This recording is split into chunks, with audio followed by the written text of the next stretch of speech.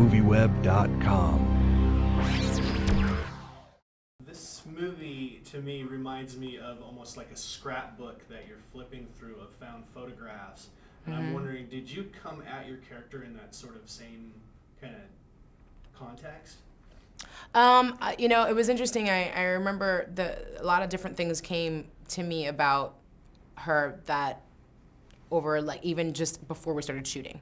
And just on the train ride going from New York to Philly, a half an hour before I was supposed to get off the train and get picked up, I was like, do you think we can call someone to come over to the hotel and bleach my hair? Because I think, this is a woman who is really poor and has bleached her hair, and it's been over a month, 2 months, that she can't even afford to get another bottle to bleach her hair, and she's got roots coming out. And he's like, so you want to bleach your hair with 1.5-inch long roots? And I'm like, yes, that's what I'm thinking. I just want to, as a visual, to just look at this woman, and there's just something it's kind of crazy in her personality. You get that there's a little bit when she says she's a dancer, you're kind of picking up that that's how she's going to maybe make some money for her child.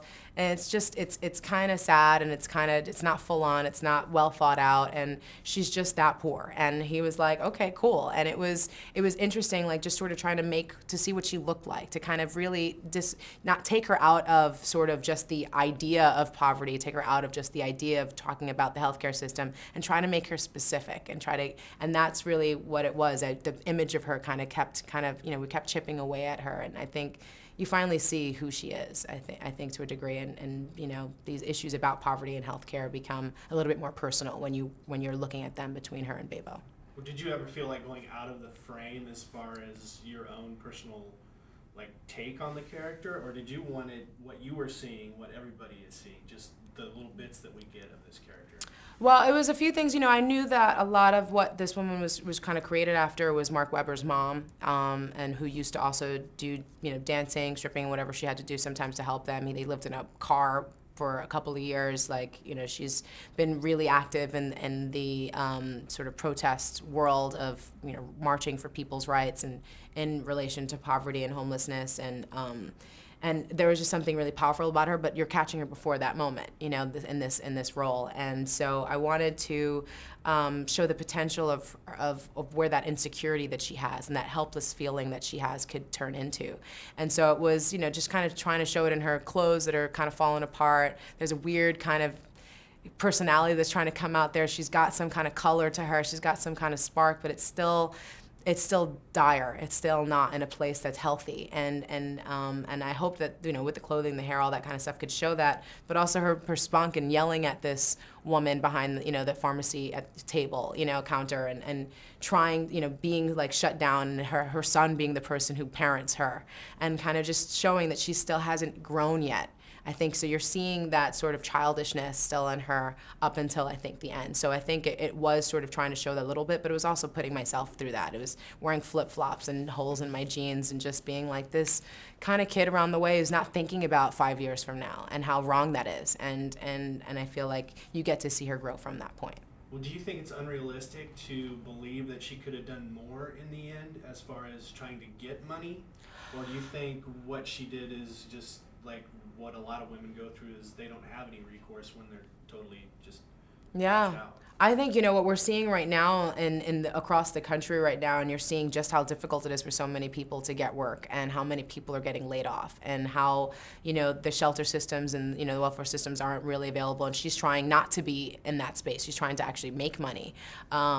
But it's a hustle, and you can see it's a hustle raising this child on her own. And he's a young man who's going out and taking a job so he can pay for something for somebody else. They don't have money like that. And I think that's what was so powerful about it, is that maybe in that particular situation, maybe could she have scrounged up $20 earlier, possibly, but that's every single day when you're dealing with a child that has an illness.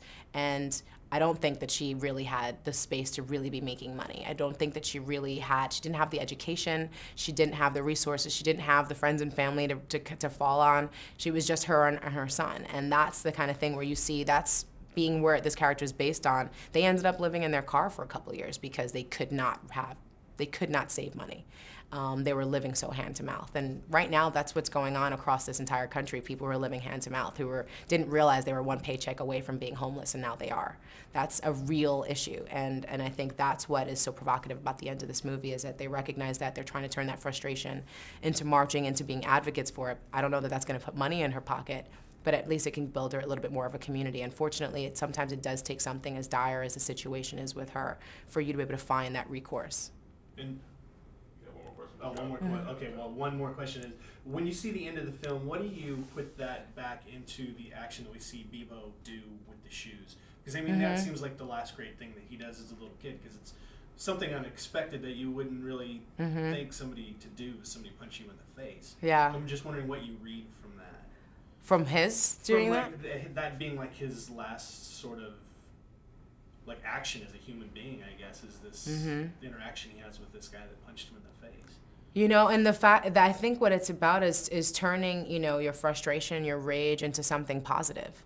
That if you continue to, you know, if you get hit, then you hit back, and you get caught up in that cyclical violence, poverty, whatever it is, it's never going to get any better. You have to step above it. You have to be stronger than that. And I think that's what was so amazing, is that, you know, being his mother, she could see how special this child was, that he had instincts that were different than anyone else, and that there was something remarkable to that she felt handicapped looking at. You know, he deserved better than her to be able to make him safe and get him the education and the resources that he needed. And that how helpless she felt in the face of that, because she had a different instinct. She had different memories. She was told different things, you know, and here's this young man who's coming from a totally different space, and it's remarkable. He's the angel in this film, and shows us that we all could choose to do that. It's just really hard to do it. But he was young enough and special enough and inspired enough to make that choice. And of course, he's the one who's taken away, you know. But sometimes when you lose somebody that remarkable, that's what can get everybody else to step up and go, you know what? Actually, even though it is hard, I'm going to get up today and I'm going to do something positive, because that's what he would have wanted. It's weird how 1 minute we can be here, and the next second, gone.